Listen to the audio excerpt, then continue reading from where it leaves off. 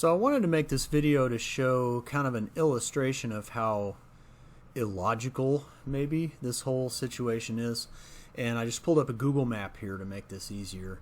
So imagine yourself driving from Chicago, Illinois down I-90 into Toledo, Ohio. So from the shores of Lake Michigan to the shores of Lake Erie. It's not a long drive. It's about 240 miles. And it'll probably, depending on traffic, take you 4 hours, 3-4 hours. But in doing so, you cross through Illinois, obviously. Starting in Illinois, you go through Indiana, and you go through towns like Gary and South Bend, Collegetown, and then you cross over into Ohio, continuing on I-90, and end up in Toledo. So in making this little drive, medium distance for a day, you will pass through 3 legal regimes, let's call them, regarding marijuana. In Illinois, marijuana is completely legal for recreational, medicinal use, whatever. They have retail dispensaries in Illinois. They're popping up everywhere in Chicago. In Indiana, CBD only is legal, so only hemp products are legal. So if you're coming out of Chicago and you've got a bag full of reefer and you get pulled over by police in Indiana, you're getting arrested. Or likely, you might get a ticket. Who knows? It depends on how much you have. And then going into Ohio, it's medicinal use only. So you've just in this little drive, you've crossed over 3 legal jurisdictions that have 3 different laws. And of course, driving across state lines under federal law with any amount of marijuana is illegal. The FBI and DEA, they don't go around typically pulling people over in cars. That's not what they do. But it's technically illegal under state law. And I want to leave this for a second and give you another illustration. Washington, D.C. legalized recreational marijuana not too long ago. And actually, this is kind of funny.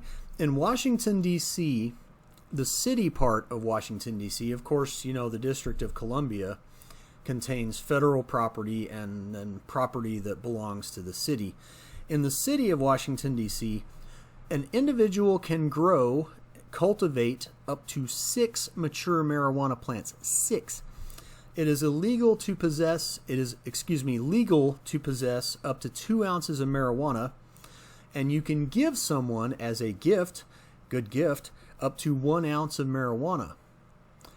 However, in Washington, D.C., there are no retail sales of recreational marijuana. There's medical dispensaries that are variously located throughout the city. In fact, there's one less than a mile from the U.S. Capitol. But here's the rub. It's legal to possess up to 2 ounces of marijuana unless you live in federally subsidized housing, because marijuana is illegal under federal law. Wrap your brain around that. So I want to bring up one other little issue here that kind of could be interesting if the courts get called into this whole smear of conflicting laws. There's this little article you might remember from your American government class in college or civics in high school or whatever they call it. There's a little thing in Article 4 of the U.S. Constitution called the Full Faith and Credit Clause. What that says is that states must grant full faith and credit to the laws of other states. So if you buy a legal product, let's say in Chicago, and you get pulled over in South Bend, Indiana, and you're possessing it and you get arrested, well, you bought it legally in another state. Shouldn't full faith and credit apply? There's another sort of accompanying thing in the Constitution called the Privileges and Immunities Clause. You are granted the privileges and immunities of other states. Shouldn't that apply here?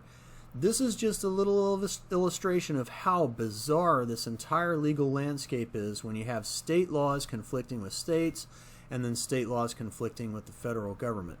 I'll do a little bit more on this in future videos. And it's going to be interesting to watch and see what happens in the courts. So more to come. Stay tuned.